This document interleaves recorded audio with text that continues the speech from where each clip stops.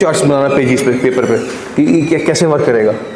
ठीक है, यार एक क्लास और ला दीजिएगा मुझे। ठीक है, उसके अंदर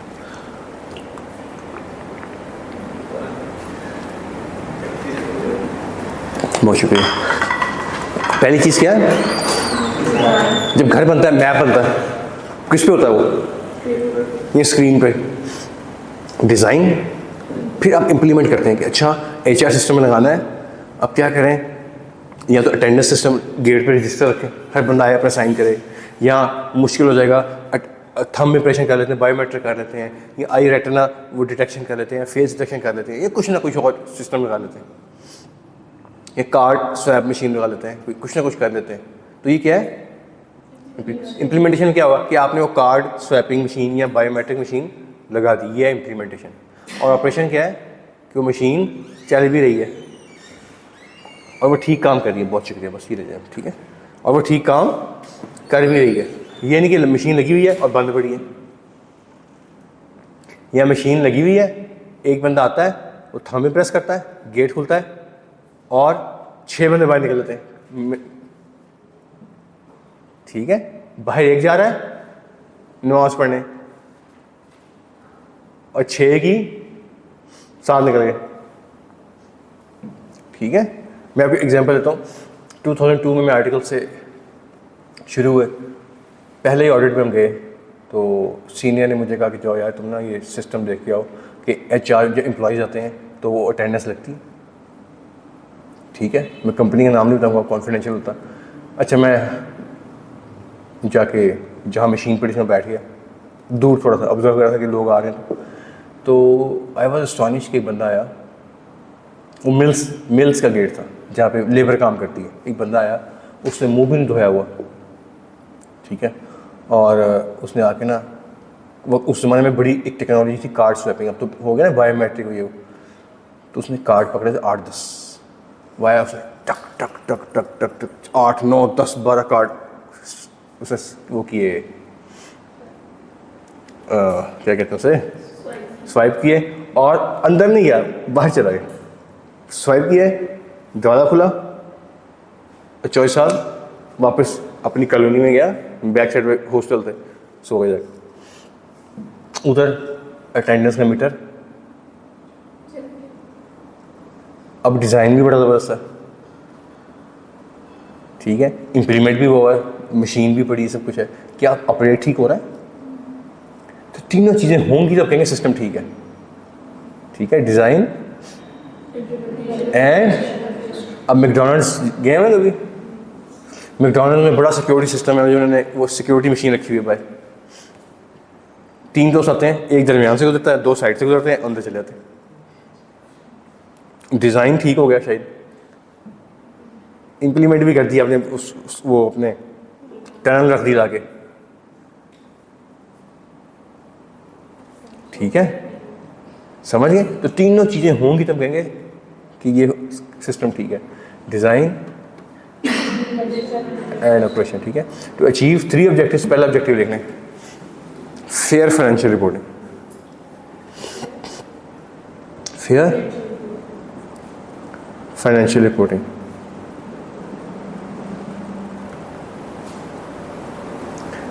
compliance with laws and regulation.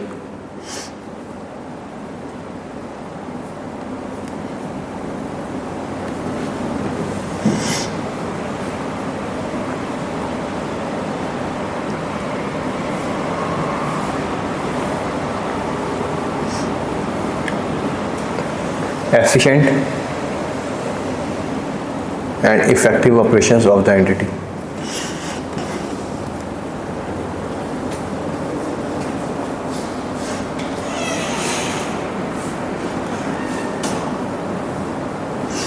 Efficient and effective operation of the, सबसे पहले क्या लिखा है? इस सिस्टम में से जो फाइनेंशियल रिपोर्टिंग आए वो क्या हो, इसमें सैलरीज का रिकॉर्ड निकले वो क्या हो, जो स्टॉक का शीट निकले वो क्या हो, फेयर बता रही ये स्टॉक्स हमारे पास, ये एम्प्लॉइज हैं, ये रिसीवेबल है, ये पेएबल्स हैं, ये फिक्स एसेट्स हैं, ये इंटेंजिबल्स हैं, ये टेंजिबल्स हैं, ये रेवेन्यू है, ये सब कुछ क्या हो, ऐसा सिस्टम हो जो फेयर फाइनेंशियल रिपोर्टिंग दे सके। ठीक है, दूसरा क्या है? आपका सिस्टम आपके हाथ मरोड़ के गर्दन पकड़ के आपसे क्या करवाए, लॉ की कंप्लायंस। चाइल्ड लेबर एक्ट है, आप 18 साल से छोटे बच्चे का नंबर डालें, वो एक्सेप्ट ही ना करे कि नहीं मैं एक्सेप्ट नहीं कर सकता, ये हमारे एम्प्लॉई बन ही नहीं सकता। जैसे हम रॉन्ग पासवर्ड देते हैं, वो क्या करता है ऐसे, वो क्या करे, ये एम्प्लॉय नहीं बन सकता, तो सिस्टम बनने जाते एम्प्लॉय आप। ठीक है, टैक्स पढ़ लिया आप लोगों ने, पेमेंट करते हुए टैक्स काटना है, एम्प्लॉय का सैलरी काटनी है, आप दूसरी परचेज करते हुए आपने पेमेंट करते हुए टैक्स काटना है, रेंट पे करते हुए टैक्स काटना है। तो जब तक टैक्स नहीं डिटेक्ट हो गया, आपको पेमेंट सिस्टम निकाल नहीं आते। 32,000 के ऊपर सैलरी कैसे पे करते हैं, 32 से ऊपर क्रॉस चेक। तो अगर आप 32,000 से ऊपर सैलरी कैश पे करने की इंटरव्यू करते रहें, 1.5 लाख दफ़ा करेंगे, सिस्टम रिजेक्ट करेगा, नहीं मैं नहीं करता, मैंने नहीं करने देना। तो ऑटोमेटिकली क्या हो रहा है, सिस्टम की लॉ की क्या हो रही है, चाइल्ड एक्ट की, लेबर एक्ट की, आपके इनकम टैक्स ऑर्डिनेंस की, इनकम टैक्स एक्ट की, आपकी सेल्स टैक्स एक्ट की, सेल्स है, सेल्स करने लगे, जब तक सेल्स टैक्स चार्ज नहीं कर दिया आपने सेल्स की अमाउंट को, वो इनवाइस बनाएगा ही नहीं। ऐसा सिस्टम हो कि ऑटोमेटिक आपसे कंप्लाइंस करवाए लॉ की। समझ आ रही? ठीक है, ये नहीं कि जब दिल किया इनवाइस पर सेल्स टैक्स डाल दिया, जब दिल किया नहीं डाला, जब दिल किया एम्प्लॉय को पे करते हुए कैश पे कर दिया, जब दिल किया टैक्स क्रॉस चेक कर दिया, ऐसे नहीं। समझ गए? और आखिरी क्या है, effective and efficient operation of the entity.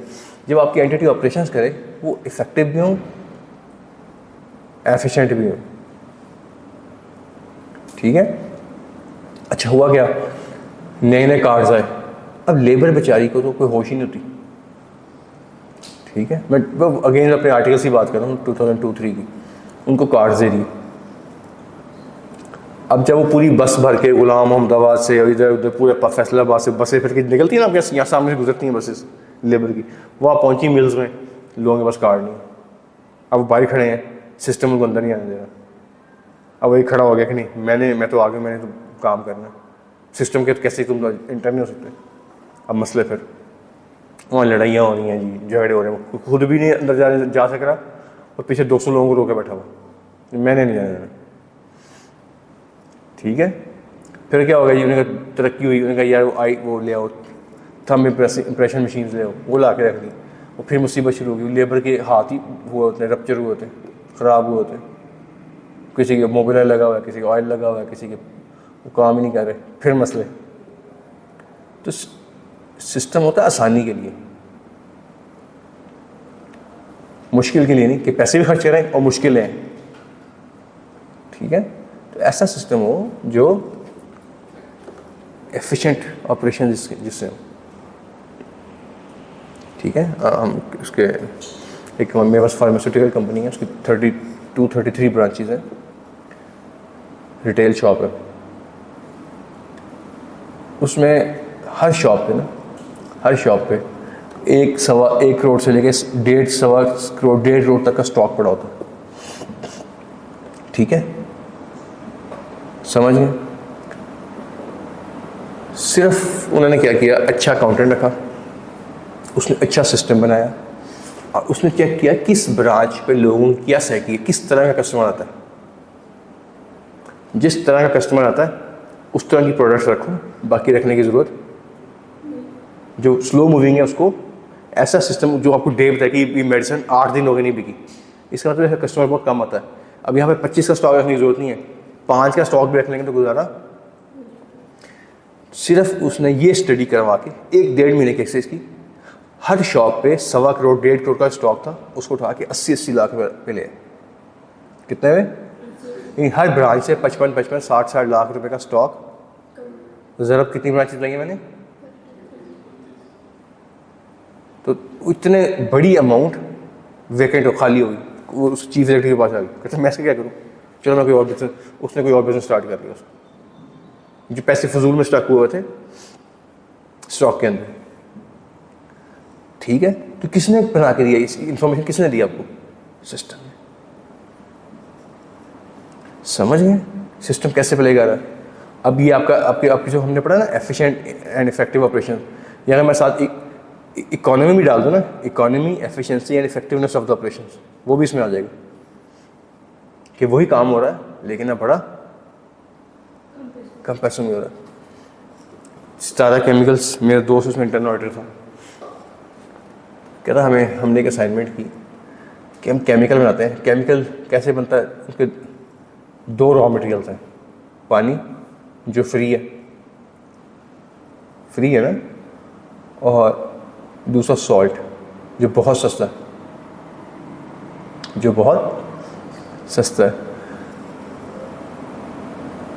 सबसे बड़ी कॉस्ट इनकी कॉस्ट ऑफ गुड्स सोल्ड में होती है इलेक्ट्रिसिटी की, कि उसको हाई टेम्परेचर पे लेके जाके ऐसे प्रोसेस करते हैं, ऐसे प्रोसीजर्स करते हैं कि वो केमिकल में कन्वर्ट हो जाता है। ठीक है, तो इन्होंने एक एक्सरसाइज की कि कौन सा केमिकल हमारी एनर्जी ज़्यादा लेता है, इलेक्ट्रिसिटी ज़्यादा कंज्यूम करता है।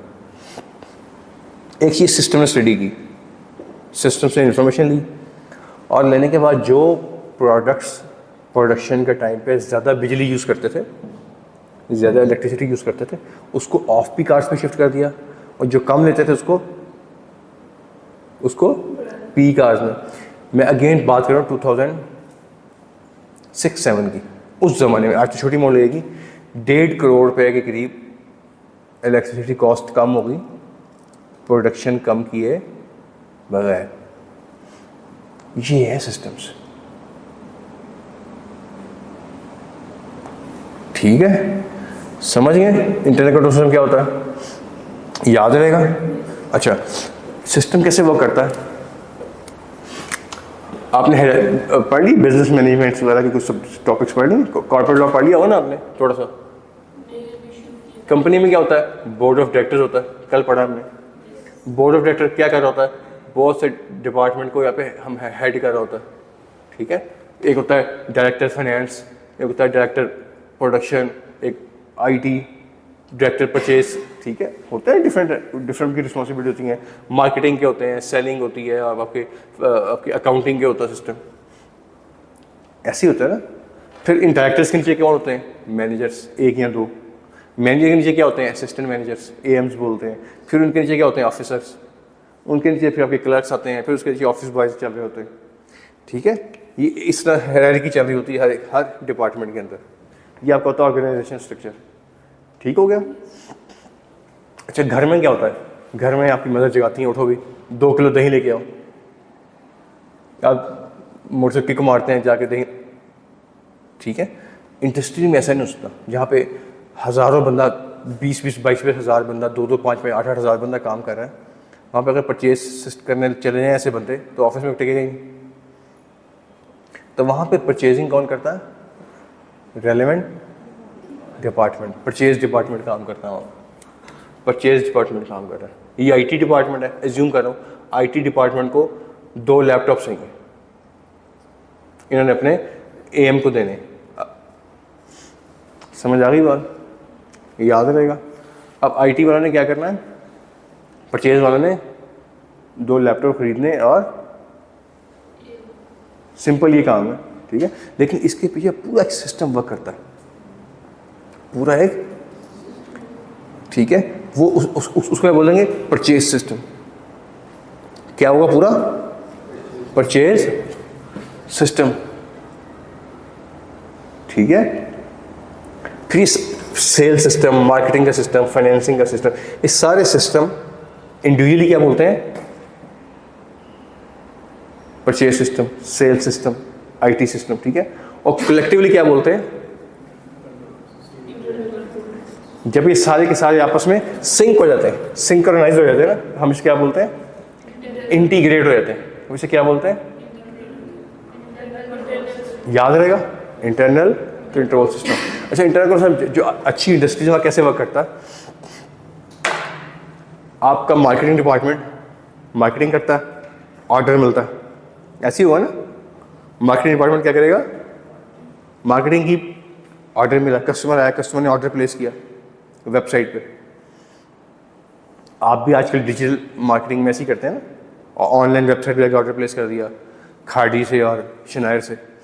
अच्छा, वहाँ से क्या हुआ, ऑर्डर रिसीव हुआ, सेल्स वालों के पास आ गया, सेल्स वालों ने देखा कि हमने ये सेल्स करनी है इतने टाइम के अंदर अंदर। फॉर एग्जांपल हमने इस तरह की टी शर्ट्स, फॉर एग्जांपल इस तरह की टी शर्ट्स की हमने 2 लाख यूनिट्स में आगे बेचने, डिफरेंट कलर में, डिफरेंट साइजेस में। ऑर्डर आ गया कितने दिनों में, 60 डेज के अंदर अंदर। अब फ़ौरन क्या होगा, सेल्स वाले क्या करेंगे, प्रोक्योरमेंट वालों को कहेंगे कि यार आपने इतने दिनों के अंदर अंदर ये शिप करना है, शिपमेंट करनी है, इतने दिनों के अंदर अंदर क्या करनी है, शिपमेंट। ठीक हो गया।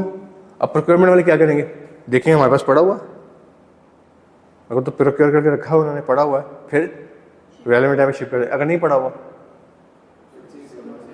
फिर क्या करेंगे, प्रोडक्शन डिपार्टमेंट को बताएंगे कि भाईजान या बाजीजान इसे प्रोड्यूस करें। हो गया। अच्छा, प्रोडक्शन डिपार्टमेंट क्या करेगा, वो देखेगा कि हमारे पास क्या रॉ मटेरियल अवेलेबल है, इसका मटेरियल्स अवेलेबल है, जिप्स बटन्स टैग्स लगने अवेलेबल है। अगर तो अवेलेबल है तो यूज़ कर लेंगे, नहीं अवेलेबल तो क्या करेंगे वो, परचेज डिपार्टमेंट। ठीक है। परचेज डिपार्टमेंट क्या करेगा, फाइनेंस डिपार्टमेंट कहेगा जनाब ये इतने पैसे अरेंज करें, हमने ये इतने दिनों में पेमेंट करनी है, और साथ ही वो परचेज ऑर्डर भिजवा देगा सप्लायर को। तो सप्लायर से लेके जो कि एंटिटी के बाहर है से लेके कस्टमर तक सारे डिपार्टमेंट आपस में क्या है, ठीक है। आपने बल्कि उनको भी साथ इन्वॉल्व कर लिया सिस्टम में, कस्टमर्स को और उधर सप्लायर्स को। याद रहेगा, पक्की बात है जी। चलें आगे। इसको कलेक्टिवली क्या बोलते हैं, इंटरनल कंट्रोल सिस्टम। अब आप आ जाए उन सिस्टम में मैं एक पढ़ा रहा हूँ आपको, सिर्फ एक परचेज सिस्टम, बाकी हम पढ़ेंगे चैप्टर नंबर 5 और 6 में जाके, बहुत डिटेल में डिस्कशन। 90 चैप्टर है हमारे, one of the largest chapters में से ये हैं 5 और 6। ठीक है। अच्छा, परचेज सिस्टम कैसे काम करता है, सबसे पहले क्या होगा, रिक्वेजिशन बनेगी, रिक्वेस्ट से निकला रिक्वेजिशन। ठीक है। कौन रिक्वेस्ट कौन करेगा, जिसको लैपटॉप चाहिए, आईटी वाले, आईटी का फॉर एग्जाम्पल एएम वो कहेगा मुझे अपने 2 ऑफिसर्स के लिए लैपटॉप चाहिए, वो क्या करेगा, एक रिक्वेस्ट जनरेट करेगा। ठीक है। तो सबसे बड़ा डॉक्यूमेंट क्या बन गया, रिक्वेजिशन की जनरेशन ऑफ रिक्वेजिशन। फिर क्या होगा, जैसे रिक्वेस्ट बनेगी परचेज शुरू हो जाएगी। क्या होना चाहिए, ये अपने डायरेक्टर से क्या लेंगे, अप्रूवल। ठीक है। डायरेक्टर क्या करेगा, फॉरन परचेज वालों से कहेगा परचेज कर लो, नहीं, वो चली जाएगी बात सीईओ की, वो फॉरन इसको भिजवाएगा सीईओ की अप्रूवल तक कि जी हम हमारे डिपार्टमेंट को ये प्रोडक्ट चाहिए, ये चीज़ चाहिए। ठीक है। सीईओ क्या करेगा, वो परचेज वालों से कहेगा कि हाँ जी परचेज करें, परचेज के डायरेक्टर से कहेगा कि ये चीज़ें इतनी प्रोक्योर करो, रखो, मंगवाओ। वो भी अपने किसी मैनेजर की ड्यूटी लगाएगा, मैनेजर की, असिस्टेंट मैनेजर की, ऑफिसर जाएगा, वो जाके सारी आगे स्टोरी शुरू हो जाएगी। यहाँ तक समझ गए आप, पक्की बात है, कोई मसला। चलें आगे। अच्छा, इसके बाद क्या होगा, सीईओ ने अप्रूवल दे दी तो ऑटोमेटिकली परचेज डिपार्टमेंट में चली जाएगी। ठीक है। फिर ये मार्केट में जाएंगे, उनका ऑफिसर या कोई क्लर्क जाएगा मार्केट में, वो क्या लेके आएगा, कोटेशंस।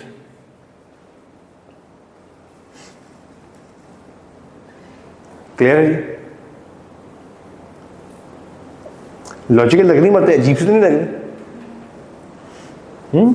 अच्छा, हम लगता है इतने काम करने रह नहीं रहा यार, लेकिन ये सिस्टम जो बना होता है ना, उसमें बड़ी आसानी से चीज़ें मूव ऑन हो रही होती हैं।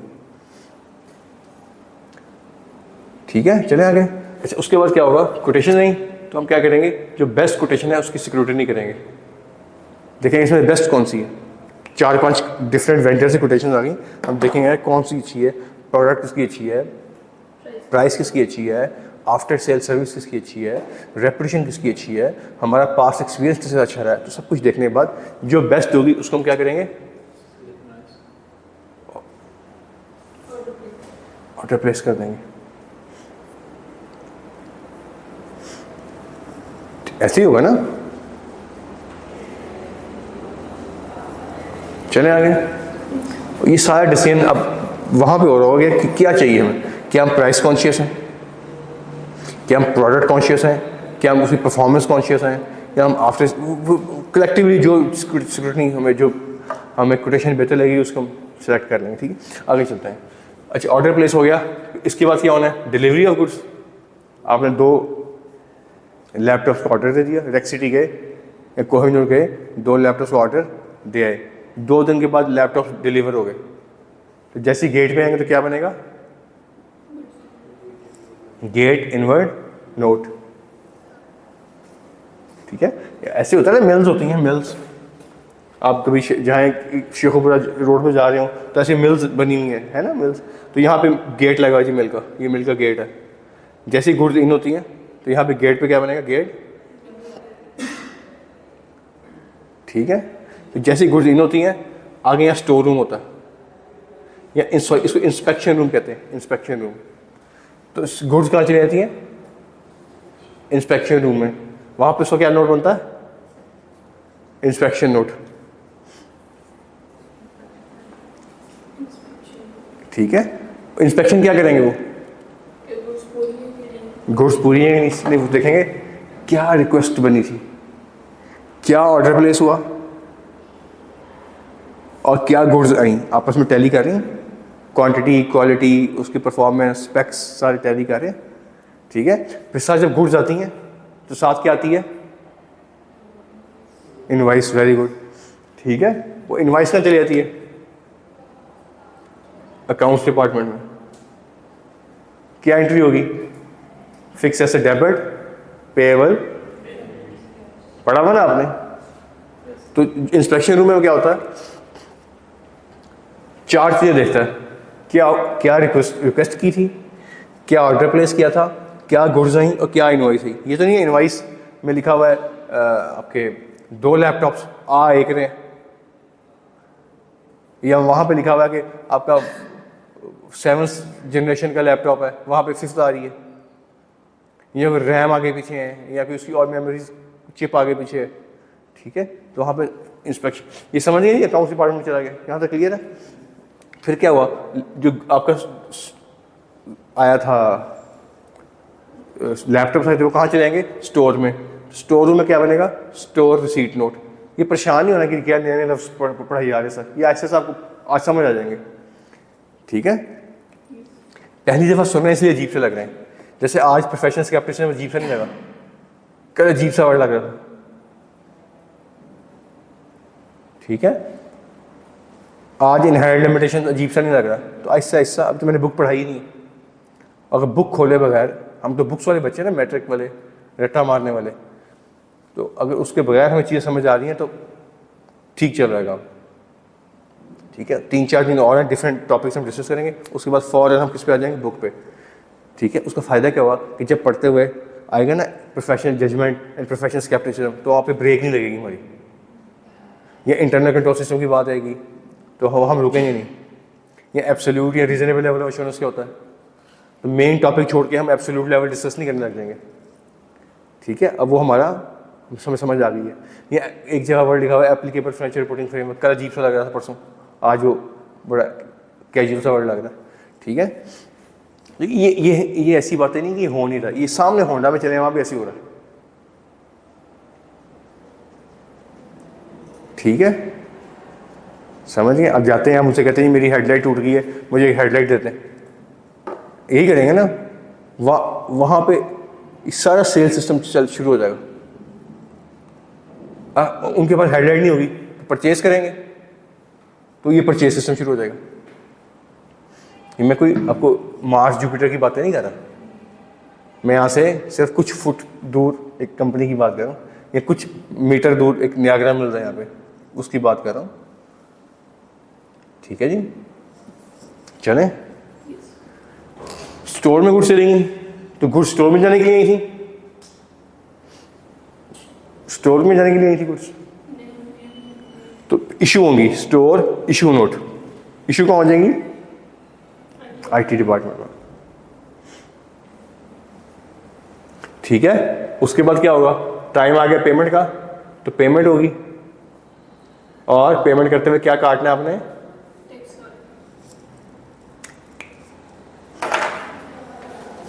ठीक है। अच्छा, इसको बिल्कुल मैं अगर इस वाले को, ये एक परचेज सिस्टम है, एक ऑप्टिमम परचेज सिस्टम, इसमें प्लस माइनस हो सकता है, प्लस माइनस हो सकता है डिपेंडिंग अपॉन द क्या चीज परचेज कर रहे हैं आप। फॉर एग्जाम्पल, ये तो मैंने लैपटॉप की बात की है ना, अगर मैं कोई सॉफ्टवेयर परचेज किया तो गेट पे नहीं आया, वो तो स्टोर में भी नहीं आया, उसकी समझ गए, उसकी इंस्पेक्शन हुई है लेकिन डिफरेंट तरीके से हुई है, वो तो ऑनलाइन लॉजिकली आ गया। ठीक है, समझ गए ना, याद रहेगा। ऐसे बहुत सी कंपनी ऐसी हैं जो कहती हैं कि नहीं यार, पहले इंस्पेक्शन करो गुड्स की, पहले क्या करो, गुड्स इन नो इंस्पेक्शन करो, अगर गुड्स ठीक है ओके है तो फिर गेट इन्वर्ट बनाओ, अगर ओके नहीं है तो वहीं से वापस करो, इन्वर्ट ना बनाओ, क्योंकि अगर आपने पहले इन्वर्ट बना लिया, गुड्स बन गई, वो रिजेक्ट हो गई, आउटवर्ड बनेगा, जो डॉक्यूमेंटेशन बढ़ानी है, पहले इन्वर्ट बनाओ, पहले इंस्पेक्शन करो, ओके होती है तो फिर इन्वर्ट बनाओ, तो ये भी चलता है। समझ गए। अच्छा, आपकी स्पिनिंग इंडस्ट्री है, वहां पे क्या होता है, जितनी कॉटन जब चाहिए जाकर खरीदते थे मार्केट से, नहीं, एक ही दफ़ा खरीदते, लंबी चौड़ी पूरे साल की कई दफ़ा कई महीनों की कॉटन खरीद लेते हैं, ऐसे होता है ना। अब आपने हैदराबाद से, सक्कर नवाबशाह से आपने 25 ट्रक खरीद लिए, कंटेनर आ गए, अब कंटेनर आके खड़े हो गए भाई, ठीक है, साथ इनवाइस नहीं आती, हालांकि उसने जब भिजवाई थी उसको इनवाइस भिजवानी चाहिए थी, वो इनवाइस रेट तय हो जाता है इनवाइस, क्योंकि अभी तक क्वांटिटी का पता, वहाँ से प्रोडक्ट चलती है नवाबशाह से 4 दिन में यहाँ पहुँचती है, उस पर धूप पड़ती है, मॉइस्चर निकलता है उसमें से, इवेपोरेट होता है, उसमें आपकी जो ये डस्ट पार्टिकुलर ऐड हो जाते हैं, ठीक है, ये पत्ते झाड़ियाँ ये ऐड हो जाती हैं, ठीक है, तो वो वहाँ से अगर 1000 kg या 1000 टन निकले तो यहाँ के पहुँचता है 998 टन या 990 टन, बाकी कहाँ गया, वो इवेपोरेट हो गया। समझ गए ना, एक क्या कहते हैं, क्या बोलते हैं इसको, जिन्स है, वो मूव करती रहती है, वो उसको वेट आगे पीछे हो जाता है। आपकी डीजल है, सुबह 12 बजे से क्वांटिटी चेक करेंगे और होगी, शाम 12 बजे और होगी, टेम्परेचर से वो आगे पीछे हो जाती है, फैल जाती, कम हो जाती है, देखो, ठीक है। तो हम फिर जब घुस जाती हैं स्पिनिंग मिल में, हर कंटेनर से उसका सैंपल लेते हैं, 1-1 kg, उसकी लेबॉर्ट्रीज होती हैं, लेबॉर्ट्री में टेस्ट होता है, तो पता लगता है कि एक किलो जो कॉटन है या एक सैंपल है, उसमें कितना मॉइस्चर है, कितना उसमें वो डस्ट पार्टिकुलर्स हैं, कितने क्या हैं, फिर उस हिसाब से वो क्वांटिटी निकालते हैं, वो क्वांटिटी उसको बताते हैं कि तुमने जो क्वांटिटी हम तक ये पहुंची है, वो कहते चले इतने की मैं इनवाइस बना के, इनवाइस बाद में आ रही होती, गुड्स पहले ही नहीं होती।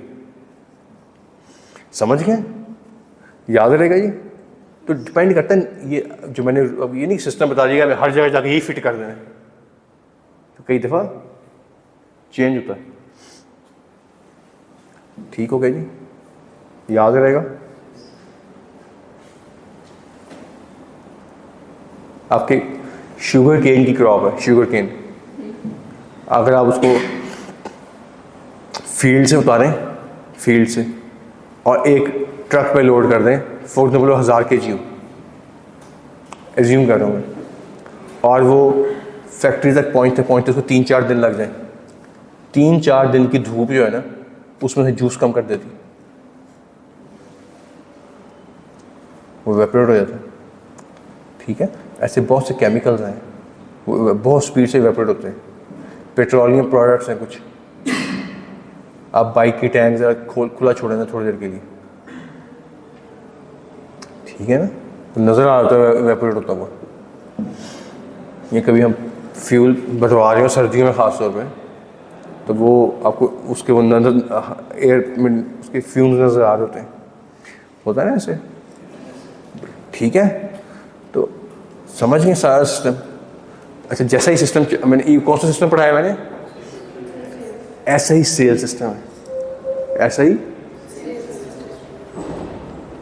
ठीक है, ऐसे ही प्रोक्योरमेंट का सिस्टम है, प्रोडक्शन का सिस्टम है। कलेक्टिवली क्या कहते हैं इनको, याद रहेगा, समझ आ गया।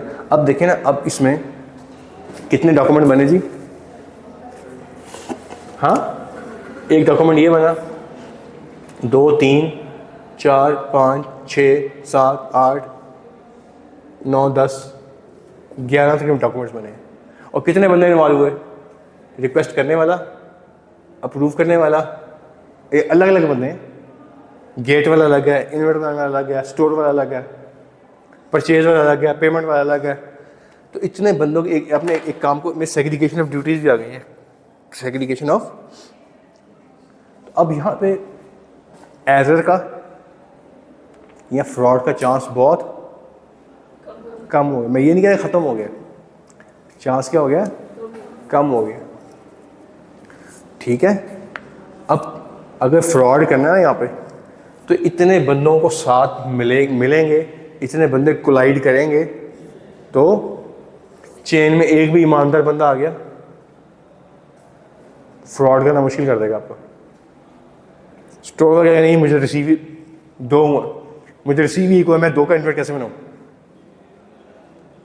मुझे तो रिसीव ही समझ ही नहीं। चलें आगे, टाइम ले लें, कोई इसमें परचेज सिस्टम का मसला तो मुझे बताएं।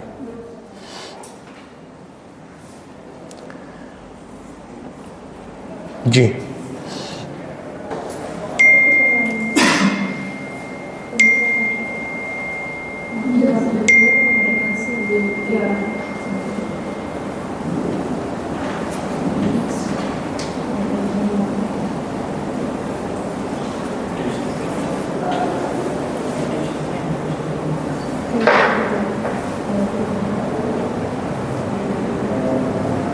जी चलें आगे, कोई मसला नहीं है। इसको साफ़ कीजिएगा बोर्ड पे, अंदर आके बोर्ड साफ़ कर दीजिएगा,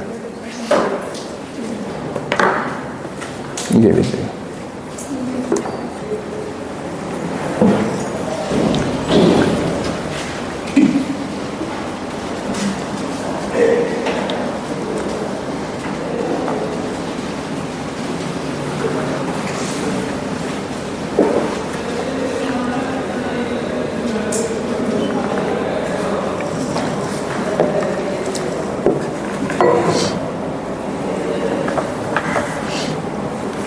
अच्छा, एक चीज़ ना हम बहुत सुनेंगे, प्रेमिस।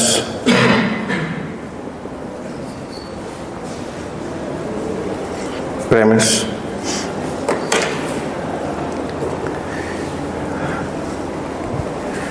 ठीक है, प्रेमिस से सुनना ज़रा, इसको आप काइंड ऑफ अंडरटेकिंग कह लें, एक एक्नॉलेजमेंट कह लें, एक प्रॉमिस कह लें, ठीक है, एक प्री रिक्विजिट कह लें, ये वो है, ठीक है, याद रहेगा। जब प्रेमिस होता क्या है, प्रेमिस होता है कि इसमें मैनेजमेंट अपनी रिस्पॉन्सिबिलिटीज़ को अंडरटेक करती है। क्या करती है, अपनी रिस्पॉन्सिबिलिटीज़ को, कि ये मेरी जिम्मेदारी है, ठीक है। उसमें से सबसे पहली बात कौन सी है, preparation and presentation of financial statement, preparation and of, ठीक है। कैसे, जैसे उसका दिल करेगा, मैनेजमेंट अकाउंट कैसे बनाएगी, जैसे दिल करेगा, कैसे बनाएगी, इसके मुताबिक, फिर सोचिए बताएं, मैनेजमेंट प्रिपेयर करेगा उसको कैसे, जैसे दिल करेगा। कैसे बनाते हैं accounts,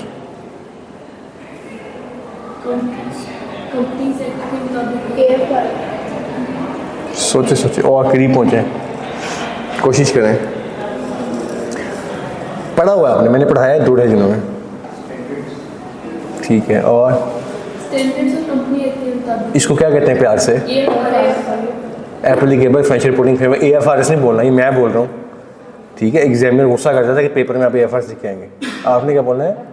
in accordance with applicable financial reporting framework. मैं इसलिए AFRS लिखता हूँ क्योंकि मेरी राइटिंग बड़ी गंदी है, ठीक है। मैं एप्लीकेबल फाइनेंशियल रिपोर्टिंग फ्रेमवर्क लिखूँ, समझ तो कुछ नहीं आना, ठीक है। आपने पूरा बोलना है कि preparation and presentation of the financial statement in accordance with the applicable financial reporting framework is responsibility of the management, ठीक है। अच्छा, प्रिपेयर तो समझ आ गया कि अकाउंट प्रिपेयर करना है, प्रेजेंट क्या करना है?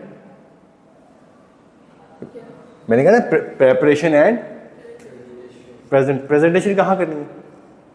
कहाँ प्रेजेंट करता है अकाउंट्स? AGM में। वेरी गुड, ठीक है। Preparation and presentation of the financial, ठीक हो गया, याद रहेगा। किसकी रिस्पॉन्सिबिलिटी है?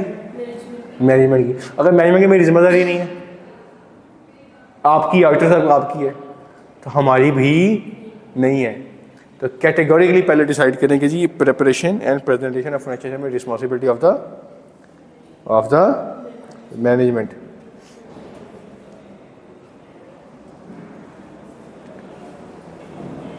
ठीक है। दूसरा लिखें, design implementation and operation of internal control system.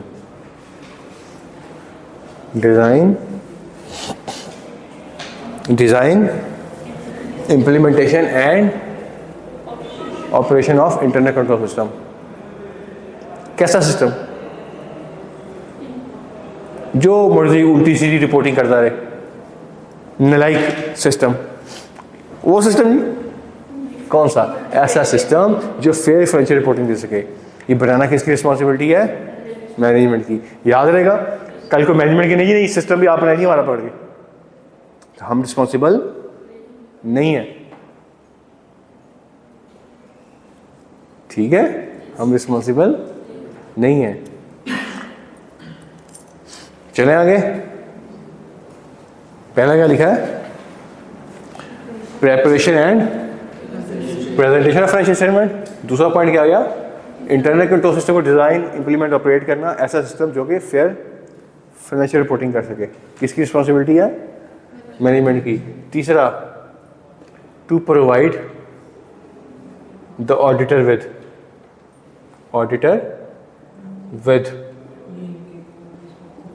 To provide the auditor with, ये 3 चीजें प्रोवाइड करना भी मैनेजमेंट की रिस्पॉन्सिबिलिटी है।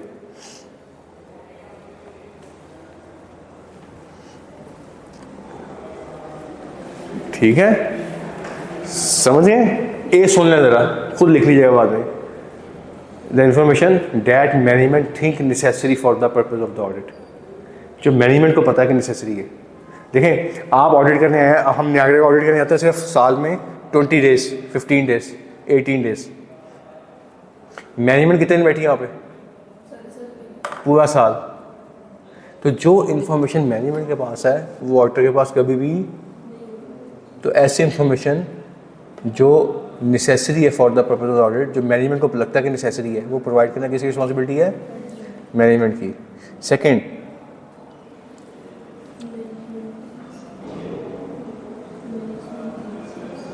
ठीक है, मैनेजमेंट समझती है कि ज़रूरी है, management think necessary for the purpose of the audit, वो किसकी जिम्मेदारी प्रोवाइड करना?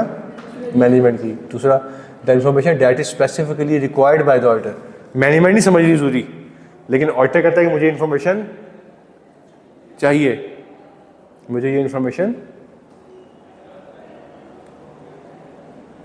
समझ गए, मुझे इन्फॉर्मेशन चाहिए, वो प्रोवाइड करना भी।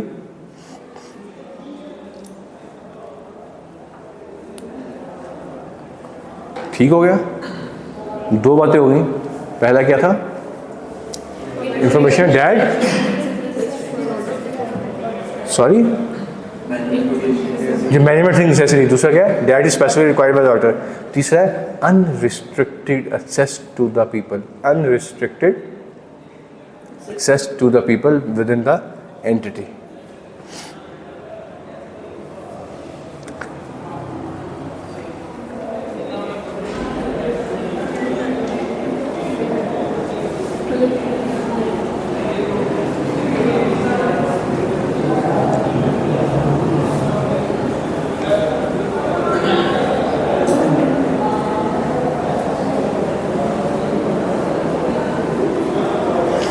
ठीक है, to the people within entity का मतलब क्या है कि आप ऑडिट करने गए हैं, आप कहते हैं मैंने डायरेक्टर फाइनेंस से मिलना है, मैंने प्रोक्योरमेंट वाले से मिलना है, मैंने स्टोर के इंचार्ज से मिलना है, तो आपको क्या मिले? Unrestricted access. आपको कोई रोके ना।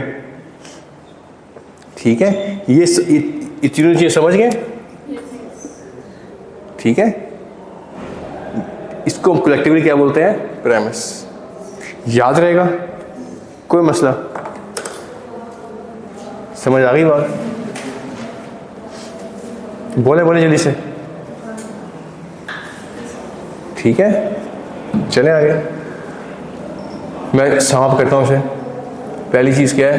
Preparation and presentation of financial record है एप्लीकेबल फाइनेंशियल रिपोर्टिंग फ्रेमवर्क। दूसरा क्या है? Design implementation and operation of such internet system that can produce fair financial reporting. समझ गए? और तीसरा क्या है? To provide the auditor with number 1 information that management is necessary, number 2 that auditor that is specific required by the auditor, number 3 unrestricted access to the people within the entity. बहुत से frauds, बहुत सी गलतियां हमें इस access जो हम लिखा है अनरिस्ट्रिक्टेड एक्सेस, इससे हम आइडेंटिफाई करते हैं। इससे हम क्या करते हैं? मैं एक एग्जांपल दूं आपको। आपने टैक्स में पढ़ा हुआ ना कि अगर 3 साल तक क्रेडिटर्स को पेमेंट ना करें तो क्या हो जाता है? टैक्सेबल इनकम का पार्ट बन जाता है, वो ऐड बैक हो जाता है। पढ़ा हुआ ना? हम कंपनी को ऑडिट कर रहे थे तो एंट्री हुई क्रेडिटर्स डेबिट और बैंक क्रेडिट, 3 एंट्री हुई। एक पहली एंट्री है, दूसरी भी है, तीसरी भी है। ठीक है, 3 डिफरेंट पार्टीज को पेमेंट के चेक इशू हुए, 3 पार्टीज को।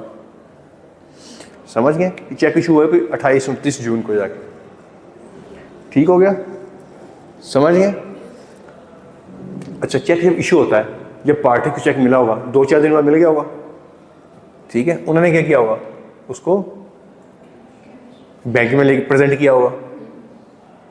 ठीक है, लेकिन जुलाई गुजर गया, अगस्त गुजर गया, सितंबर गुजर गया, एक चेक बैंक में प्रेजेंट नहीं हुए।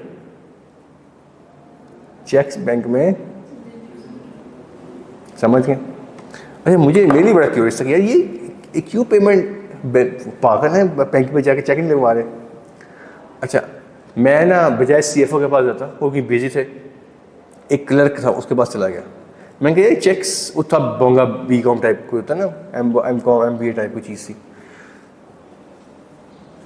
उससे कहे चेक पेमेंट्स क्यों नहीं हुई अभी तक? तो इतना गधा था, कहता ये कैसे होनी है, ये तो चेक तो मेरे पास पड़े, चेक तो मेरे पास पड़े। मैं तुम्हारे पास क्या कह रहे हैं? कहते CFO ने कहा था कि चेक काट दो, ये एंट्री कर दो, क्रेडिटर्स कम कर दो, बैंक ज़्यादा कर दो और रिकंसिलिएशन में डाल दो अनप्रेजेंटेड चेक्स।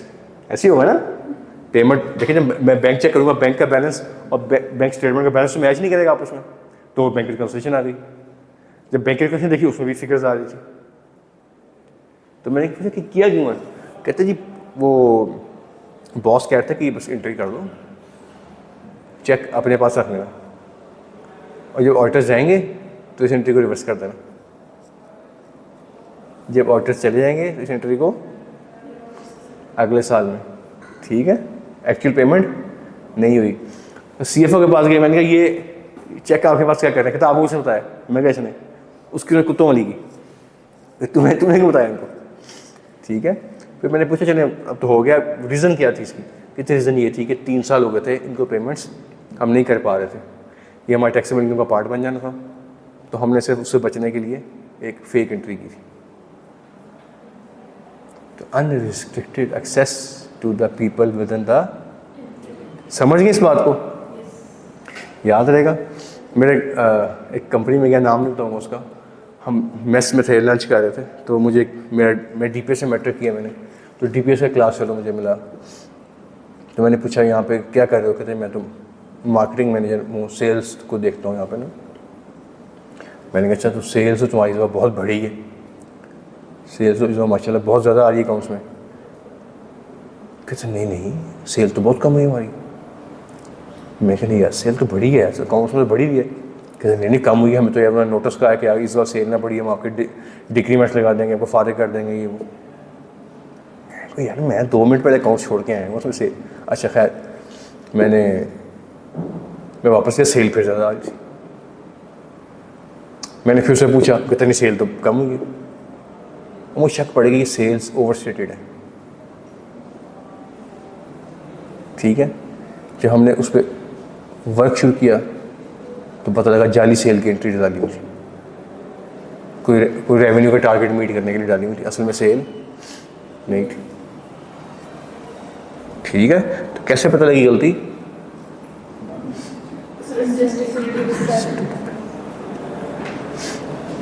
ऐसे ही एक कंपनी का ऑडिट कर रहे थे, उसमें उल्टा हो, सेल कम हो रही, सेल्स। मैं उनसे कहा कि यार मैं पहले 3 स्पिनिंग कंपनी का ऑडिट करके आ रहा हूँ, आपकी चौथी कंपनी है, 3 में सेल्स बढ़ रही हैं, प्रॉफिट्स बढ़ रहे हैं, आपकी सेल भी कम हो रही है, प्रॉफिट्स भी कम हो रहे हैं, क्या रीज़न है? ओ जी इमरान खान को गालियाँ, फ़ौज को गालियाँ, पाकिस्तान को गालियाँ, हालात बड़े ख़राब हैं। यार वो भी इसी हालात में काम कर रहे हैं, समझ नहीं आ रही है।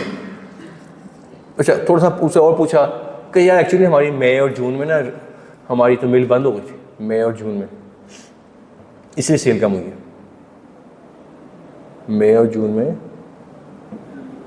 क्या हुआ था? इसलिए सेल्स कम है।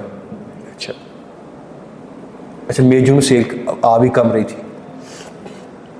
कहते ही प्रोडक्शन नहीं हुई, हमने पुराना सामान बेचा, प्रोडक्शन बिल्कुल नहीं हुई। मैंने कहा अच्छा, मैंने वो इनका स्टूडेंट से ना अपने बिजली का बिल मंगवाया, तो अगर प्रोडक्शन नहीं हुई तो यूनिट भी कम यूज़ हुए होंगे, उसमें यूनिट पूरे इस्तेमाल हुए, उसमें यूनिट्स पूरे यूज़ हुए। अब जब उसके सामने मैंने यूनिट रखे फिर वो चुप कर गया कि यार, जब उसको गर्दन से पकड़ लिया हमने, कहते यार एक्चुअली हुआ है कि सेल हुई है, हमने आउट ऑफ बुक सेल कर दी। हमने क्या किया है? आउट ऑफ, हमने जो एक्चुअल प्रोडक्शन थी ना हमारी, उसको कहा कि हमारी प्रोडक्शन नहीं हुई, प्रोडक्शन कम कर दी, यील्ड कम कर दी, वेस्टेज ज़्यादा कर दी, और वो हमने वेस्टेज की सेल डाल दी यहाँ पे। जो ओरिजिनल प्रोडक्ट सेल की ना हमने, उसको हमने सेल तो किया लेकिन कच्चा सेल किया, पक्का सेल, कच्ची पक्की का पता ना, बुक्स में नहीं लिया उसे, इनवाइस नहीं की उसकी। मैं कहा उसके पैसे कहाँ आए? तो कहता वो चीफ एग्जीक्यूटिव साहब की बेगम के अकाउंट में पैसे आए उसे।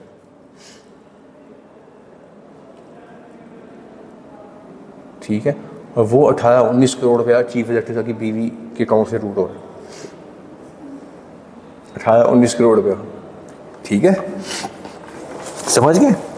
तो ये होता है unrestricted access to the people within the entity. अगर वो नहीं मिलेगी ना तो मैनेजर तो अकाउंट्स वाले तो बड़े खुंड किस्म के बंदे होते हैं।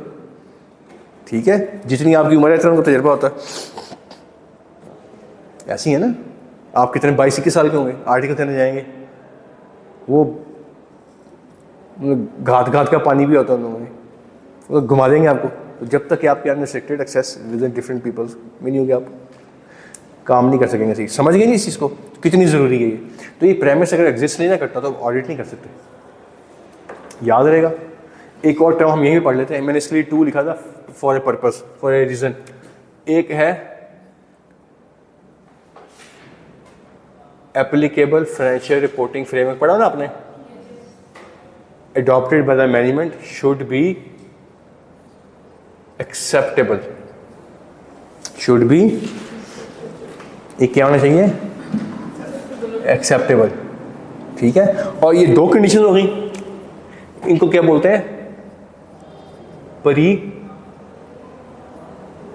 कंडीशंस। प्री कंडीशन में 2 चीज़ें आती हैं कि जो एप्लीकेबल फाइनेंशियल रिपोर्टिंग फ्रेमवर्क है वो क्या हो? और दूसरा क्या एग्जिस्ट कर रहा हो, प्रेमिस। अगर ये एग्जिस्ट नहीं कर रहा, सुनना और से, अगर ये दोनों चीज़ें एग्जिस्ट नहीं कर रही तो नाम क्या इसका, प्री। किससे प्री से पहले कि ये एग्जिस्ट करेंगी तो आपने ऑडिट एंगेजमेंट में इंटर इंटू होना है, अदरवाइज आपने एक्सेप्ट ही नहीं करनी एंगेजमेंट, अदरवाइज आपने एंगेजमेंट को एक्सेप्ट ही नहीं करना। काइंड ऑफ एक अंडरस्टैंडिंग होती है ना, एक अंडरस्टैंडिंग होती है। फॉर एग्जाम्पल मैं आपके पास आऊँ ऑडिट करवाने, चलें होंडा वाले आते हैं मेरे ऑफिस, वो कहते हैं हमारा ऑडिट करते हैं, ठीक है, लेकिन हमने आपको कैश रजिस्टर नहीं देना, हमने आपको अपने डेटर्स और क्रेडिटर्स का एड्रेस नहीं देने, ठीक है। अब क्या करेंगे आप कहेंगे नहीं यार इन्फॉर्मेशन मुझे चाहिए, मैं आपको ऑडिट, या वो कहीं अकाउंट्स आपने बनाने जी आगे, अगर अकाउंट्स हमने बनाने हैं तो ऑडिट किससे करना है, फिर वो भी हमने करना है, तो क्या ऑडिट होगा, अपनी बनाई चीज़ का क्या ऑडिट होगा, समझ गए, कोई मसला।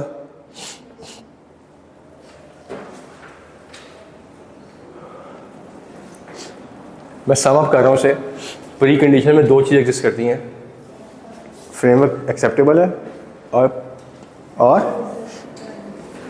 क्या जी एग्जिस्ट कर रहा है कि नहीं कर रहा है, ठीक है।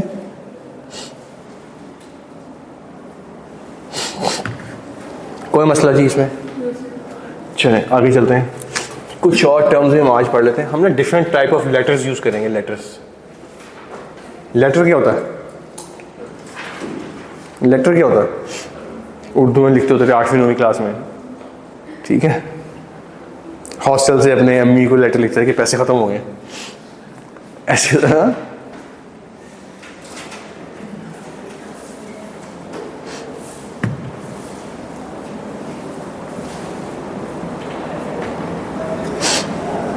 एट्थ क्लास का रिजल्ट था, हम 9th में शिफ्ट हो रहे थे, तो रिजल्ट डे बड़ा मज़े का होता था।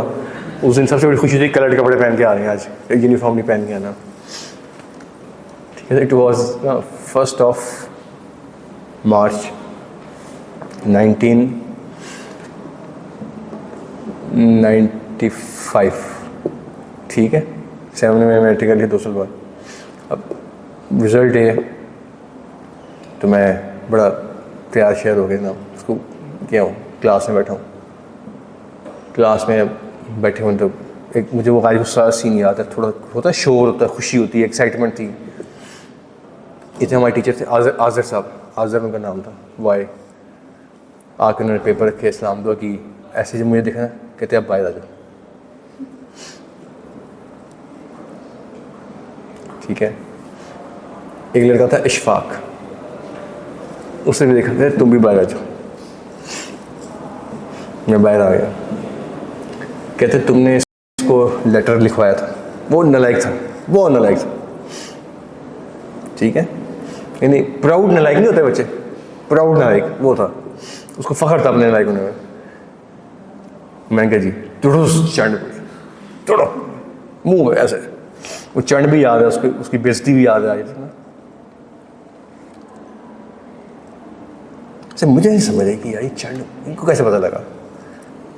अच्छा, उससे पहले स्टोरी चली कि उसका बिल्कुल पीछे मुझसे पिछला रोल नंबर था। उसने मुझे, वो ना नालायक था, कहता जी मैंने फेल हो जाना है, तो ना मुझे उर्दू भी इंग्लिश भी में ना लेटर करवा देना बस।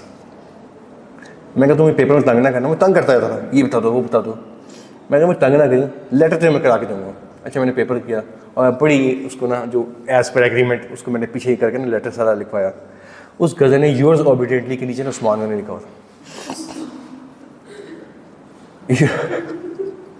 ठीक है। तो इतना वो गज़ा था।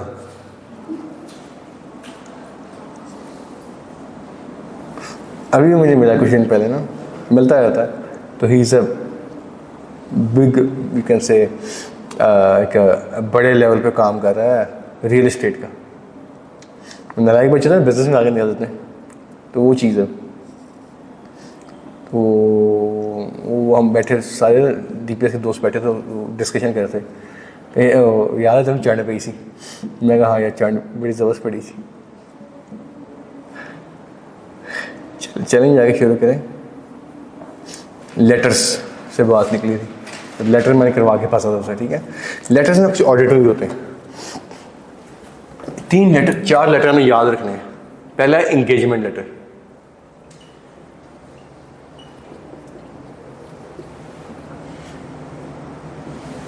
Representation letter,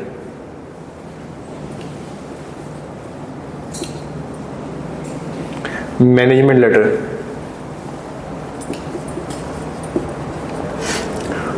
covering letter, covering letter. क्या बोले, क्या लिखा जी आप लोगों ने?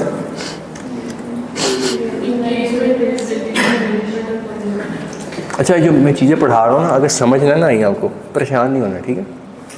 मैं बार बार रिक्वेस्ट कर रहा हूँ। अभी जब सुबह हमने इंटरनल कंट्रोल सिस्टम पढ़ा है, ये बुक में तो कहीं नहीं मिलेगा आपको। वो सब पता नहीं क्या पढ़ाई जा रहे हैं, हवा पढ़ाई जा रहे हैं, मून जुपिटर पढ़ाई जा रहे हैं, ज़मीन से 600 किलोमीटर नीचे पता नहीं क्या पढ़ा रहे हैं, ठीक है। तो अगर आप थोड़ा सा प्रोब करेंगे तो स्कैन्स का भी सिस्टम ऐसे ही होगा। स्कैन्स में कभी ऐसे नहीं होगा कि प्रिंसिपल साहब को बॉल पेन चाहिए तो वो भाग भाग सेल्फ मारा, वो लड़के से कहा चाबी देना, मैं सेल्फ मार के एक अपना बॉल पेन लेके आ रहे हैं। ये पत्ती ख़त्म हो गई है, वो किसी एक ने चाय पीनी तो वो किक मार के जाके पत्ती लेके आ रहा है चाय बनाने के लिए, ऐसे नहीं होगा। परचेज सिस्टम वर्क करेगा। हाँ, 19-20 जो मैंने बताया उससे प्लस माइनस कुछ ना कुछ हो सकता है। सामने होंडा में भी ऐसी है, पीछे नियाग्रा में भी ऐसी है, थोड़ा सा पीछे नियाग्रा फॉल में भी ऐसी है, ठीक है। तो मैं आपको प्रैक्टिकल पर्सपेक्टिव में चीज़ें पढ़ा रहा हूँ, ठीक है। अब बुक में कहाँ मिलेगा आपको? तो चैप्टर नंबर 5 और 6 में मिलेगा आपको। चैप्टर नंबर 5 में इंटरनेट कंट्रोल सिस्टम की एक होता क्या है उसको डिटेल में पढ़ेंगे हम। चैप्टर नंबर 5 में और 6 में परचेज सिस्टम पढ़ेंगे हम, ठीक है। याद रहेगा। बुक्स अपनी मैनेज कर लें, ले लें, ठीक है। 1-2 दिन में बुक पे शिफ्ट कर रहे हैं इंशाल्लाह, ठीक हो गया। अच्छा, अभी ये लेटर्स भी अगर समझ ना आए तो परेशान नहीं होना है। इस पे पूरा स्टैंडर्ड है 210, रिप्रेजेंटेशन 500, नंबर भी याद करने की जरूरत नहीं है,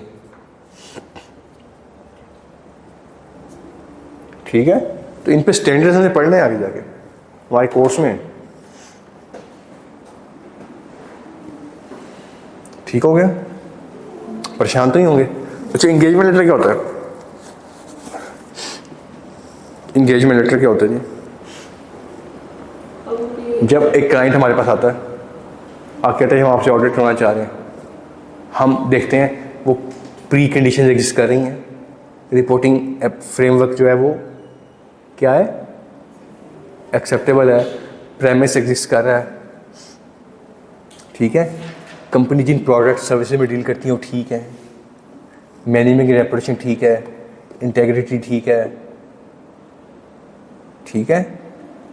हमारे पास नेसेसरी स्किल्स हैं इस ऑडिट करने के लिए, हमारे पास नेसेसरी ट्रेनिंग, नेसेसरी नॉलेज है, समझ गए? यही देखेंगे ना हम असाइनमेंट करने से पहले, ऐसे ही है ना। फिर हम इंटर्ड इनटू एन एग्रीमेंट हो जाते हैं विद द एंटिटी। एक हम लेटर लिखते हैं उनको, वो लेटर को साइन करके हमें वापस भिजवाते हैं, वो एक काइंड ऑफ कॉन्ट्रैक्ट बन जाता है। उस लेटर को क्या बोलते हैं? इंगेजमेंट। रिश्ता करते हैं, क्या करते हैं?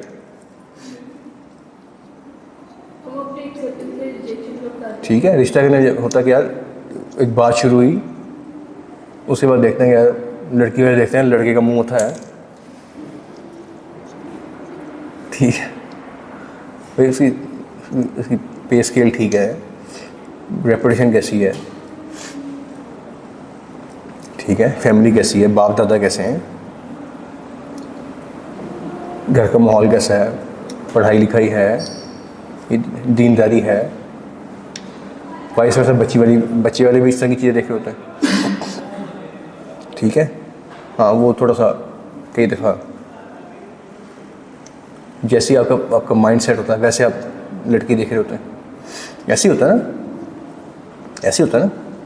उसके बाद जब आप दोनों फैमिली से लगता है हाँ यार ठीक है, तो एक काइंड ऑफ एंगेजमेंट हो जाती है, ठीक है। ये वो नहीं एंगेजमेंट तो नहीं है, उससे मिलती जुलती है, ठीक है। तो यहाँ भी ऐसे हुआ कि हमारे पास आए, हमने देखा कि यार हम असाइनमेंट कर सकते हैं, प्री कंडीशन एग्जिस्ट कर रही हैं, प्रेमिस एग्जिस्ट कर रहा है, फ्रेमवर्क ठीक है, मैनेजमेंट ठीक है। देखिए ना, मैनेजमेंट हो, गौर से मेरी बात सुने, मशहूर किस्म का बदमाश आ जाए आपसे ऑडिट कराने, जो नटोरियस मशहूर हो मीडिया में, जिसके फ्रॉड के केसेस के चर्चे हों, जिस पे करप्शन के चार्जेस लगे हों, FI उसके पीछे फिर रही हो, वो आके आपसे मैंने आपसे ऑडिट करवाना है, तो आपको लगता है कि यार इसके साथ एसोसिएट हो गए मेरे रेपुटेशन भी ख़राब होगी ना। कि ऑडिटर किसने किया जी? Yakub and company chartered accountants, Zahid Jamil and company chartered accountants, AF Ferguson. Auditor ने किया मशहूर बदनाम, जो मीडिया में नोटोरियस मशहूर है। आप कहते हैं अच्छा मेरे पास किसी भी फर्म, चार्टर्ड अकाउंट फर्म के पास होता क्या रेपुटेशन के अलावा? क्या प्लांट है हमारे पास, मशीनें हैं, क्या ज़मीन है हमारे पास, क्या है, स्टॉक पड़ा हुआ है, क्या होता है? अगर वो भी ना रही तो पीछे रहा क्या? तो हम देखते हैं कि इसके साथ अपना नाम एसोसिएट करने के बाद हमारी रेपुटेशन तो नहीं ख़राब हो जाएगी, वो इम्पेयर तो नहीं होगी। फॉलो कर रहे हैं, बात समझ रहे हैं? अच्छा, फिर आप देखते हैं कि कंपनी आई है, क्या इस ऑडिट करने के लिए मैं कैपेबल हूँ, कंपिटेंट हूँ, मेरे पास इसका नॉलेज, ट्रेनिंग है। For example ship breaking company है, वो कराची में ज़्यादा है, वो लोग उस पर एक्सपर्ट हैं, हम उस पर एक्सपर्ट। अच्छा, फाइनेंशियल इंस्टीट्यूट्स कहाँ पे, हेड ऑफिस कहाँ है? कराची में। हर बैंक के सिवाय 1-2 के, सबके हेड ऑफिस कहाँ है? अब वो लोग एक्सपर्ट है फाइनेंशियल सेक्टर में, हम एक्सपर्ट। अच्छा, माइनिंग इंडस्ट्री वो सारी कहाँ है? बलूचिस्तान में, अफ़गानिस्तान में, वो लोग माइनिंग में एक्सपर्ट हैं। सऊदी अरेबिया में वहाँ पे ऑयल फील्ड्स ज़्यादा हैं, वो ऑयल रिफाइनरीज इस तरह के ऑर्डर में एक्सपर्ट है, हम उसमें एक्सपर्ट नहीं हैं। हाँ, टेक्सटाइल की बात करें, केमिकल्स की बात करें, उसमें हम एक्सपर्ट हैं। ठीक है, तो आप देखते हैं क्या है, जो मेरे पास ऑडिट आ रहा है इसमें मैं एक्सपर्ट हूँ, कंपिटेंट हूँ, कैपेबल हूँ, मेरे पास टाइम है, मेरे पास नॉलेज है, इस चीज़ की ट्रेनिंग है, इतना स्टाफ है। उसको देखा, फिर अपने आप को देखा, फिर देखा ये प्री कंडीशन एग्जिस्ट कर रही हैं दोनों। अगर सब कुछ कर रही हैं, कोई मसला नहीं है, फिर आप एक लेटर बनाते हैं, उस लेटर को क्या कहते हैं? इंगेजमेंट लेटर, जिसमें क्या होता है? टर्म्स ऑफ इंगेजमेंट होती हैं, इसको टर्म्स ऑफ इंगेजमेंट लेटर भी कहते हैं।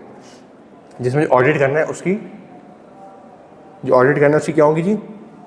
टर्म्स, ऑडिट की। ठीक है,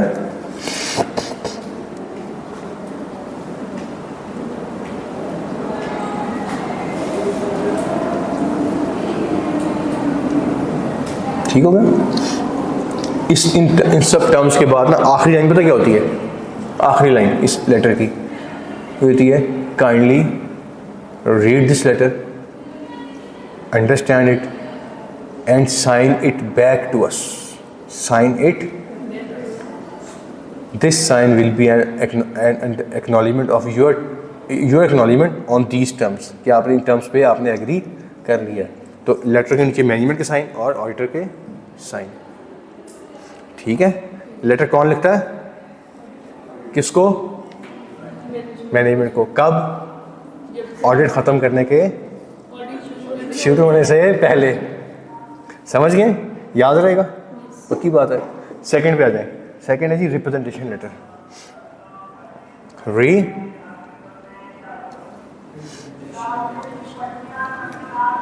ये बड़ा शोर लगता है, साथ साथ स्क्रैप वाले आ जाते हैं, हमें स्क्रैप के रेट बताते रहते हैं, सब्जी वाला आएगा सब्जी के रेट बता देगा, तो ये भी एक बड़ा शोर चलता रहता है साथ साथ। ठीक है, और वीडियो में रेट्स रिकॉर्ड होते रहते हैं।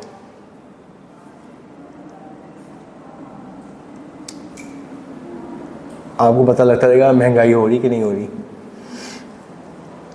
ठीक है जी। सेकंड क्या जी? रिप्रेजेंटेशन। रिप्रेजेंटेशन लेटर क्या होता है? जब आप पूरा ऑडिट कर लेते हैं ना, पूरा ऑडिट करने के बाद आप मैनेजमेंट से रिक्वेस्ट करते हैं कि आप हमें रिप्रेजेंटेशन लेटर दें, उसमें आप क्या करें, एक्नॉलेजमेंट करें अपनी सारी रिस्पॉन्सिबिलिटीज़ की, कि जो रिस्पॉन्सिबिलिटीज़ आपने इंगेजमेंट के टाइम पे कहा था मैं फुलफ़िल करूँगा या आपने फुलफ़िल कर दी हैं, ठीक है, समझ गए। और जो आपने हमें इंफॉर्मेशन दी है वो कंप्लीट है। उसके बाद कोई इंफॉर्मेशन मिली तो उसके ज़िम्मेदार हम आप हैं। हमारे पास कौन सा कोई मोकल है, कोई हमारे पास कोई जिन है जो बता देगा इनके 5 बैंक अकाउंट है कि 6 अकाउंट है। हम न्यागरा ऑडिट करने जाएँ, न्यागरा में देखें मेरे 6 बैंक अकाउंट है, तो हमें 7वें का ख्वाब है कि नफल पढ़ के सोएंगे तो रात को कोई आएगा जगाएगा आपको, कहेगा इनका 7वां अकाउंट भी है अस्करी बैंक में, ऐसे होगा? तो किसने बताने हमें बैंक अकाउंट्स? मैनेजमेंट ने। तो मैनेजमेंट ने आपको सारे बता दिए कि उसके बाद आप उनसे लिखवाते हैं कि लिख के दो कि ये इसके अलावा कोई नहीं है, लिख के दो जितने स्टॉक से सारे, जितने डेटर्स थे, रिसीवेबल थे, पेएबल थे, एसेट थे, सब कंप्लीट आपने हमें बता दिए, जितने रेवेन्यू एक्सपेंसेस से बता दिए। ये बिल्कुल ऐसी है, हम बैठे क्लास रूम चल रहा है ना, एक इन्वायरमेंट चल रहा है, एक बंदा बाहर से आए आके आपको कोई इन्फॉर्मेशन दे अपने, अच्छा ठीक है यहाँ बैठो हमें लिख के दो, हमें क्या तो तुम रहे हो लिख के दो, ठीक है। और इसमें साइंस क्या है? साइंस इसमें यह है कि जब बंदा लिखता है ना तो सोचता है, सेंटेंस बनाता है, उसको वो रिस्पॉन्सिबल स्टेटमेंट देता है। बोलते हुए तो बंदा उल्ट पटांग बक देता है, लेकिन जब लिख के देता है बंदा तो सोचता है, समझता है, सेंटेंस लिखता है, कहते नहीं है, और काटता है और बेहतर करता है, फिर सेंटेंस पर कहता है ये मेरी स्टेटमेंट है, रिस्पॉन्सिबल हो जाता है, ठीक है। तो यही स्टेटमेंट है मैनेजमेंट से देते हैं। उसके बाद क्या हो, कल को कोई फ्रॉड निकला है, कल को कोई मसला हो जाए, कल को कोई बैंक स्टेटमेंट निकला है, कोई एसेट निकला है, पीस ऑफ लैंड निकला है, कंपनी ने लैंड खरीदी थी चक झुमरे में, आपको ख्वाब आना ऑडिटर को, जब तक मैनेजमेंट नहीं बताएगी। मैनेजमेंट अगर बताई नहीं है तो आप तो लेंगे ही नहीं, आप तो नहीं लेंगे। आपके पास कौन सा कोई जिन है, मोकल है, कौन सा कोई आपको कोई इल्हाम होता है, कौन सा कोई जादू कुछ छू मंत्र हम करते हैं कि जनाब वो सारी इन्फॉर्मेशन आ जाएगी? नहीं आएगी ना। तो बताना किसकी रिस्पॉन्सिबिलिटी है? तो मैनेजमेंट ने बता दिया, आपको बता तो दिया उसने, लेकिन क्या कंप्लीट बता दिया? तो हम क्या करते हैं, अपने आप को सेफ करने के लिए एक सेफ गार्ड यूज़ करते हैं कि मैनेजमेंट से रिप्रेजेंटेशन लेटर ले लेते हैं। उन्होंने अकाउंट्स पे साइन कर दिए, इसका मतलब अकाउंट्स कंप्लीट है, और रिप्रेजेंटेशन लेटर भी साइन कर दिया। ये जो अकाउंट्स हैं इसमें सब कुछ इन्फॉर्मेशन सारी क्या आ रही है, कंप्लीट आ रही है। कल को कोई अकाउंट निकला है, कोई लैंड निकला है, कोई सेल निकला है, तो हम जिम्मेदार नहीं है। हमें कोई कोर्ट बुलाए, कोई हमें SCCP बुलाए, ICAP बुलाए, तो हम कहेंगे ये देखिए ये रिप्रेजेंटेशन लेटर, इन्होंने कहा था कि इस कंप्लीट है। नया बैंक अकाउंट निकला तो ये जिम्मेदार है, मैं जिम्मेदार नहीं हूँ। समझ गए कौन सा लेटर है?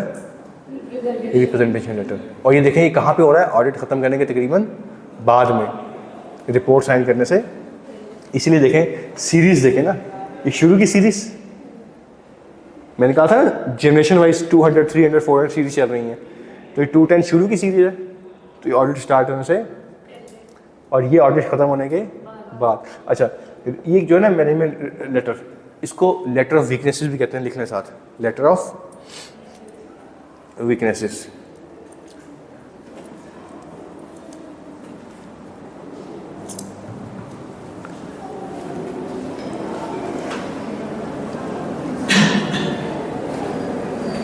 लिखिए जी, लेटर ऑफ वीकनेस क्या होता है? जब हम पूरा ऑडिट करते हैं ना, गौर से मेरी बात सुने, जब हम पूरा ऑडिट करते हैं तो बहुत सी डेफिशिएंसीज हमारे जहन में आती हैं, हमें पता लगती है, हम ऑब्जर्व करते हैं, सिस्टम में वीकनेसेस होती हैं, लूप होल्स होते हैं, ठीक है।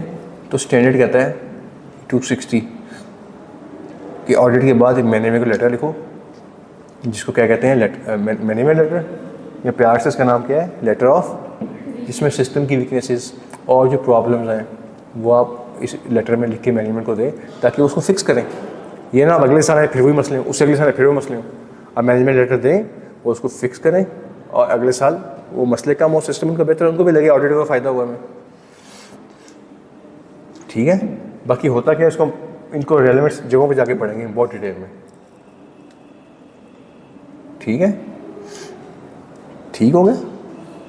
पहला क्या है, एंगेजमेंट लेटर। कौन लिखता है, किसको, कब, ठीक है। सेकंड वन कौन सा है, कौन लिखता है, कौन लिखता है, किसको, क्या होता है इसमें, मैनेजमेंट अपनी रिस्पॉन्सिबिलिटीज को बताती है कि मैंने फुलफिल कर दी है, और चीज़ों की कंप्लीटनेस के बारे में, ठीक है। कब लेते हैं हम उसे, इसको ऑडिट ख़त्म करने के बाद, रिपोर्ट करने से पहले। स्टैंडर्ड की वर्डिंग पता क्या है, एज नियरर, सुन ज़रा, as nearer as possible to the date of audit report but not after. As nearer as possible to the date of but not after नहीं लेना। रिपोर्ट कब देनी है, जब सारे एविडेंस मिल जाएंगे। तो ये भी तो एविडेंस है ना, ये मिलेगा तो रिपोर्ट देंगे। तो as nearer as possible to date of audit report but not after. अच्छा, इसके बाद क्या आ गया जी, मैनेजमेंट लेटर, जिसको लेटर ऑफ वीकनेस कहते हैं। इसमें सिस्टम की डेफिशिएंसी होती हैं, ठीक है। फॉर एग्जांपल, कुछ एम्प्लॉइज़ को आपने देखा कि सैलरी 32,000 से ऊपर दी है, क्रॉस चेक नहीं दी, कैश दी है, आप मैनेजमेंट को बता देंगे तुम्हें इसमें मसला पड़ेगा, ये एड बैक हो जाएगा। कोई आपने देखा जनाब सब कुछ हो रहा है जी, इंस्पेक्शन नोट नहीं बन रहा, ठीक है, या जनाब चीफ एग्जीक्यूटिव की अप्रूवल नहीं थी, उसकी अप्रूवल के बगैर परचेज कर ली, तो आप ये मैनेजमेंट को बता देते हैं, प्रोवाइडेड इसका इमटेरियल इफेक्ट हो, ठीक है। इसका क्या हो जी, वो फाइनेंशियल स्टेटमेंट की गलतियाँ जिसका इमटेरियल इफेक्ट होगा, वो कहाँ आएंगी, एमएल में, ठीक है, मैनेजमेंट लेटर में। अगर उसका मटेरियल इफेक्ट होगा वो रिपोर्ट में आएंगी, क्योंकि मटेरियल का मतलब क्या है, दिस मिसस्टेटमेंट या omission is going to hit the economic decisions. अगर मटेरियल इफेक्ट है, मटेरियल गलती है, तो कहाँ जाएगी, ऑडिट रिपोर्ट में हम कहेंगे। अगर इमटेरियल है तो रिपोर्ट में तो आनी नहीं है, फिर कहाँ जाए, इग्नोर कर दें, स्टैंड करते इग्नोर ना करें, उसको एमएल में डाल के मैनेजमेंट को रिपोर्ट करें ताकि इसे करेक्ट करेंगे, ठीक है। ठीक हो गया। आखिरी क्या जी, कवरिंग लेटर। अच्छा, कवरिंग लेटर देखें, मेरे को स्टैंडर्ड नहीं लिखा, इसमें कोई स्टैंडर्ड नहीं है, इस पर कोई स्टैंडर्ड नहीं है, ठीक है। ये एक ना कस्टम है, रिवाज है, अक्सर firms, audit firms covering letter देती हैं। क्या देती हैं जी, कवरिंग लेटर क्या होता है, आप मैनेजमेंट को ना एक ड्राफ्ट रिपोर्ट दे देते हैं। कौन सी रिपोर्ट, जो अभी साइन नहीं की होती है आपने। अब कहते हैं मैं ये रिपोर्ट देने जा रहा हूँ, आप एक लेटर बनाते हैं, आप कहते हैं अस्सलाम वालेकुम, वालेकुम अस्सलाम, बहुत शुक्रिया, बड़ा मज़ा आया आपको ऑडिट करने का, ठीक है, आपका स्टाफ बड़ा कोऑपरेटिव था, ठीक है।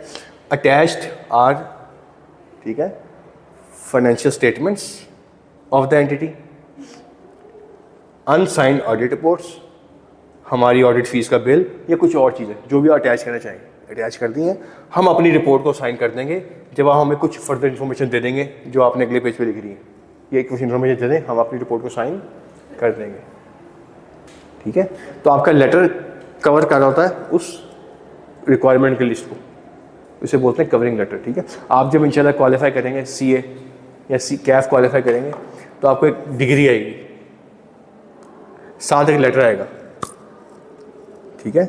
उस लेटर क्या बोलते हैं, वो क्या रहेगा, कॉन्ग्रेचुलेशंस, आप बड़े लाइक बच्चे हैं, ठीक है, आप हमारा पेपर ही पास कर गए हैं, ठीक है। अटैच्ड इज़ योर सर्टिफिकेट, तो वो सर्टिफिकेट क्या कर रहा होगा, लेटर क्या कर रहा होगा, सर्टिफिकेट को कवर कर रहा होगा, ठीक है जी। समझ गए। कल से हम इंशाल्लाह आगे स्टार्ट करेंगे। बुक्स अपनी रेंज के लिए मोस्ट लाइकली